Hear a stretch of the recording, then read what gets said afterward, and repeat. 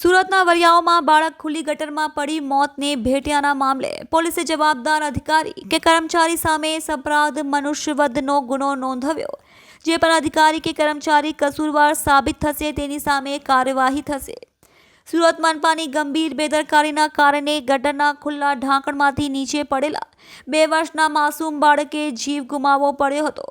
વરસાદી ગટરમાં પડેલા બાળકનો મૃતદેહ પમ્પિંગ સ્ટેશનમાં મળ્યો હતો।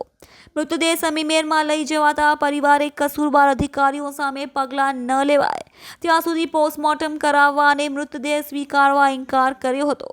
ત્યારબાદ અમરોલી પોલીસે દ્વારા પાલિકાના ગટરમાં વિભાગના જવાબદાર અધિકારી કે કર્મચારી વિરુદ્ધ સાપરાજ મનુષ્યવધનો ગુનો દાખલ કર્યો છે।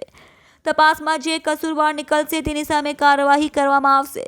હાલ બાળકના મૃતદેહને ફોરેન્સિક પોસ્ટમોર્ટમ માટેની તજવીજ હાથ ધરવામાં આવી છે। ત્યારબાદ પરિવારને બાળકનો મૃતદેહ સોંપવામાં આવશે।